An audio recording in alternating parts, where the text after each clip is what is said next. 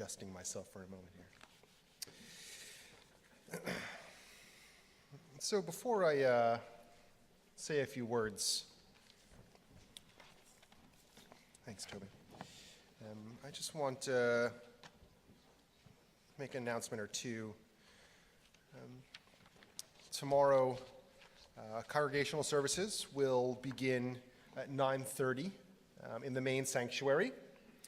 As well, we have a Shireno service going on at 11 in the Schaffler.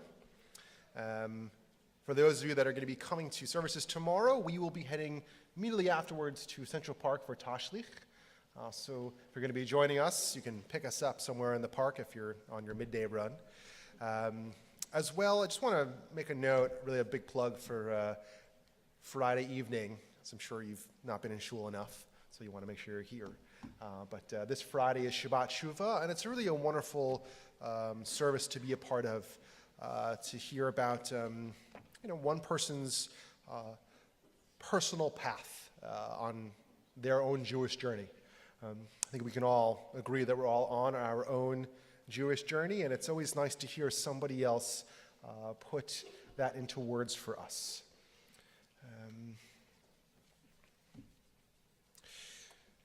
So 1968, I was not alive, but it was a year of stunning calamity.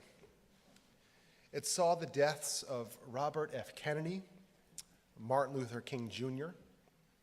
The Bronx was burning, and our nation was gripped by confusion and dread.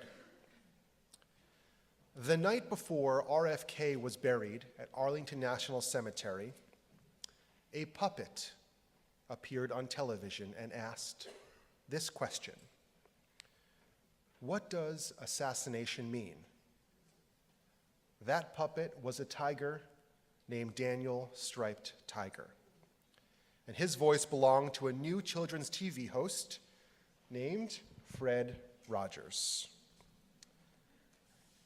1968 was not only a year of calamity, but also the birth of something remarkable: Mr. Rogers' Neighborhood, a public television show hosted by an ordained minister who spoke directly to children, turning his neighborhood of make-believe into a village of empathy, knowledge, and wonder. Now this summer, my wife Ashley and I went to go see Won't You Be My Neighbor, a documentary about Mr. Rogers. Did anybody else see it? Did anybody else cry through it? Yes. Now, I don't know about you, but even though I watched this show as a kid, the film taught me a lot that I never appreciated at the time. Like how the discussion of RFK's death helped Rogers become for children and parents a soothing voice of reason and calm. He guided and consoled a grieving nation, a job he took on again and again, right up until the September 11th terrorist attacks. Fred Rogers' lessons were simple. Listen. Listen to your children. Listen to each other. Pause for a moment and listen. To be a good neighbor and be a good friend. And finally, to take action to help your community. These ideas are so simple and so familiar that there is a risk that we see them as pat or banal. But really, they are radical, and they are not ideas just for children. So let's talk about listening. Mr. Rogers once said, "When children bring up something frightening, it's helpful right away to ask them what do they know about it. We often find that their fantasies are very different from the actual truth." What children probably need to hear most from us as adults is that they can talk with us about anything, and that we will do all that we can to keep them safe in any scary time. Now, I'm sure many of us have a personal relationship with Mr. Rogers. The image of him putting on that classic cardigan, lacing up those sneakers very delicately, just tying that knot, reminds me of the safety and security that I felt during my childhood. And now, one of the great joys of my life in the morning is that I get to sit with my daughter on the couch watching Daniel Tiger's Neighborhood, the cartoon rebooted version of Mr. Rogers. I don't think it's as good. Today, the challenges that our children face are just as complex, if not more so, than the ones that we have faced, or even our parents faced. Yet what has not changed is the stunning central idea that Mr. Rogers understood and tried to teach in every episode. When we love a person, we accept him or her exactly as is, the lovely with the unlovely, the strong along with the fearful, the true mixed in with the facade. And of course, the only way that we can do it is by accepting ourselves that way. And it all starts with listening. Before you can accept someone, you have to hear them and see them. Just listen. A very simple idea, yet a hard one to put into practice. Mr. Rogers' second lesson, to be a good neighbor. Of course, Mr. Rogers is most famous for, "It's a beautiful day in the neighborhood, a beautiful day for a neighbor. Would you be mine? Would you be mine? It's a neighborly day in this beauty wood, a neighborly day for a beauty. Would you be mine? Could you be mine? So let's make the most of this beautiful day. Since we're together, we might as well say, will you be mine? Could you be mine? Won't you be my neighbor? Won't you please? Won't you please? Please, won't you be my neighbor?" It's probably the line that we remember the most all these years later, and the title of the documentary. Now ask yourselves, what are you doing here today? Did you come here to be judged by your friends and your neighbors? Or did you come here because this is where you needed to be, to not feel judged, to feel supported and loved by those around you? When we stand together and ask for forgiveness, we stand together because no one is greater than the other. As a community and as neighbors, we are all the support that we need. Still, we have moments where we feel alone in this world. New York City is one of the largest cities, teeming with people buzzing day and night, and yet it can also be the most isolating. How can we combat and push back against that sense of loneliness? It is so easy in our connected age to hole up with our phones or our tablets, but the high holidays offer a moment to pause and reflect, to listen and look around, to remember that you are a part of a community of neighbors that sit right next to you. Now look in front of you, or next to you, or behind you. Are you next to someone that you know or someone that you have never met? Together, we make up a wonderful and diverse and beautiful community of seekers. And even though it may not always feel that way, Mr. Rogers reminds us that if you could only sense how important that you are to the lives of those that you have met, how important you can be to the people you may never even dream of, there is something of yourself that you leave at every meeting with every person. The impact that you leave on another person is not often realized or measured at that moment. It can be felt and remembered years or decades down the line.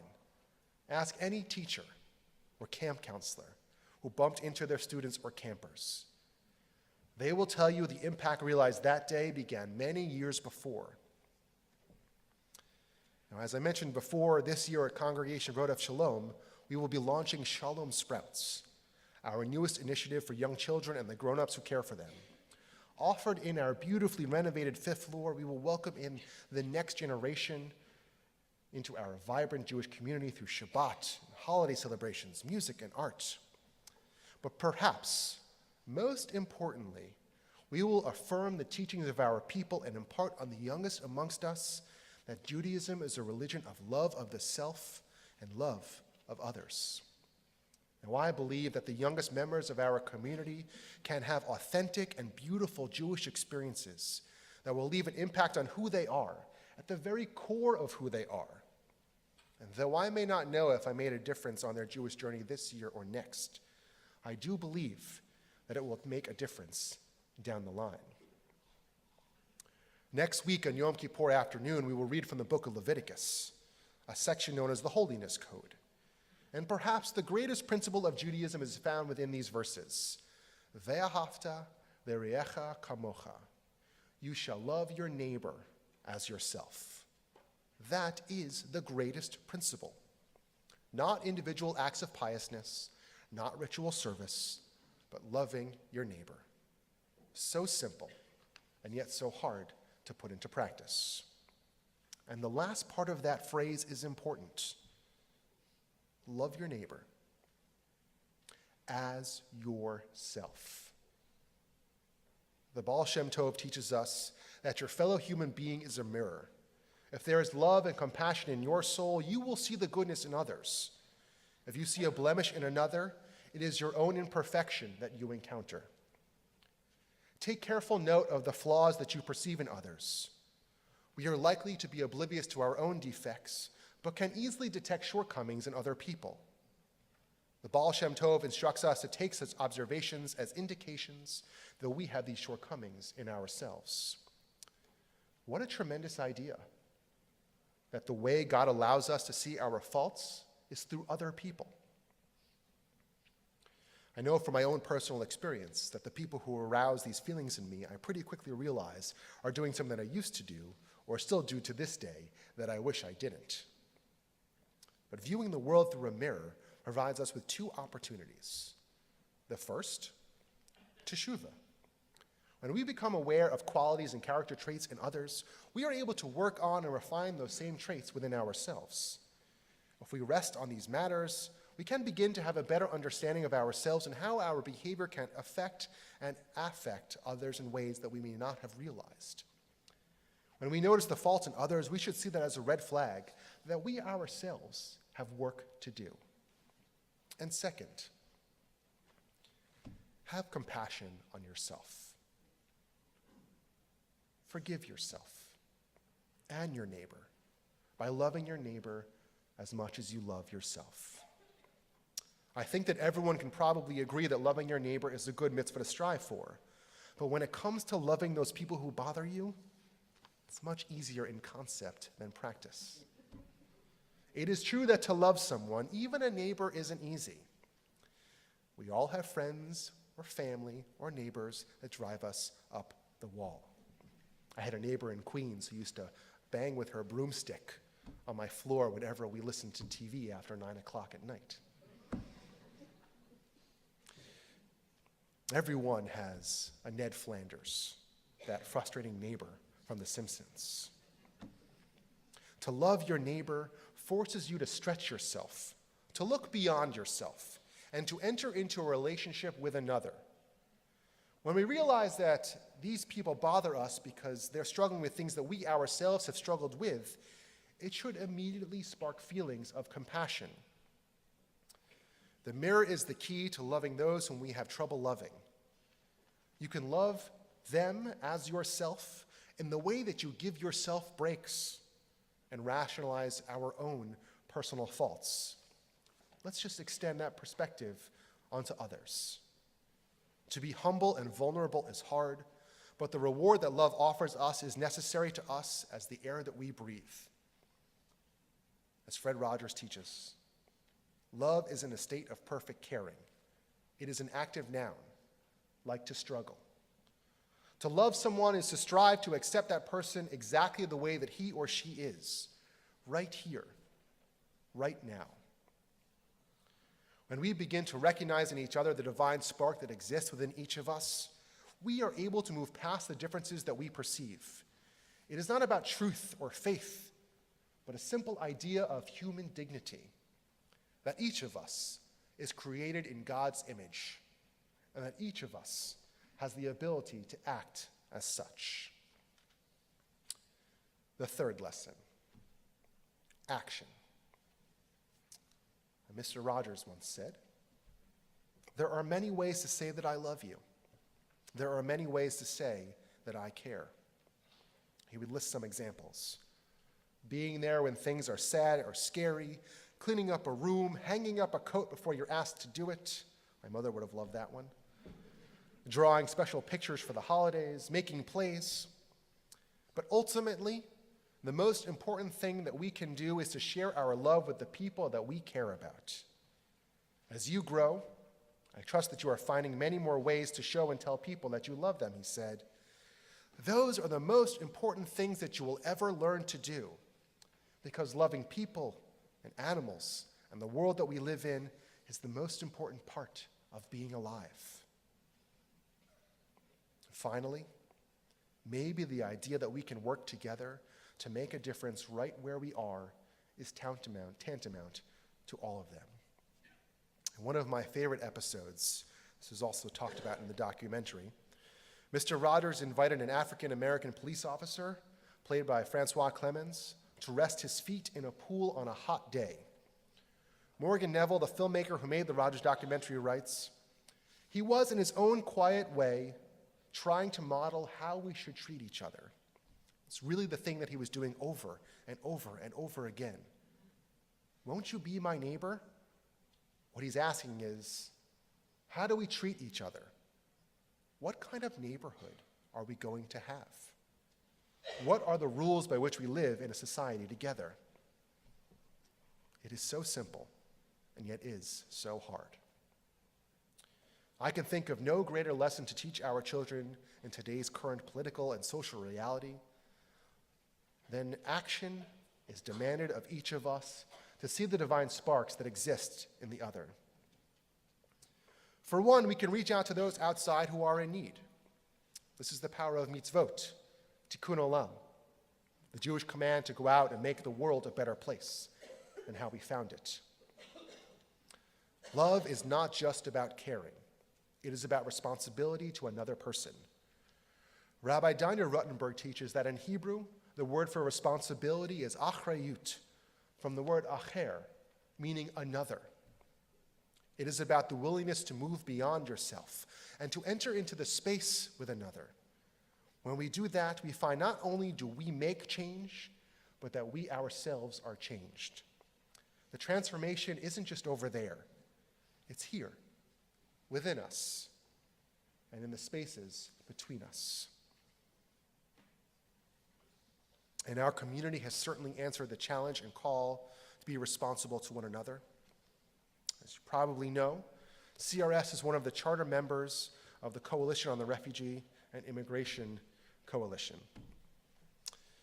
Through the hard work of our refugee task force, we have successfully resettled 3 young men, originally from Pakistan, and are awaiting a 4th who is soon to arrive. We are proud of this sacred work and see it as living out the core values of our community. I believe in this community's ability to push forward and push beyond the simple notion that the world is broken. I believe in our community's strength and resolve to see that challenges are not going to cause us to withdraw, but instead offer us opportunities to reach out a hand and hold each other up. Next month, our community will come together for yet another mitzvah weekend. Our congregation's name consists of 2 words, rodef, which means to pursue or a pursuer, and shalom, peace. And this year we will partner with each other and organizations all around the area to push back against food insecurity and become actors and pursuers of justice and peace, rodef shalom. Today, more than ever, that appears to be the challenge that is in front of us. In a world where the rules of society and common decency are beginning to disintegrate, we come together in defense of that, and in many ways, in spite of that. You see, we, the Jewish people, have always created our own rules for how we believe a society should live together. And though it is far from perfect, a community that is based on the core belief that we should treat each other the way that we would like to be treated is a community that I believe can withstand and stand up to the greatest injustices in the world. It is so simple, and yet so powerful. Fred Rogers used to say that when I was a boy and I would see scary things in the news, my mother would say to me, "Look for the helpers. You will always find people who are helping." So this year, If you have not ever before, come be a helper. Whether it be volunteering to visit with the elderly or in our men's shelter, restack shelves at the food pantry, or sign up to be an advocate, this year you can help and really make a difference. And so a story to end, and I'm sure you have all heard before. One day a man went to a village and all of the people were hiding. There was a farmer that came, and the man asked the farmer why everyone was behind doors. The farmer said that all of the people of the village were hungry and the children were weak. The man went to the lake and filled a pot with water. He added a stone to the pot full of water and brought it to the village, and he put it on a fire to cook. The farmer asked him what was he making, and the man said, "Stone soup." The farmer said he had never heard of stone soup before. Could he try some?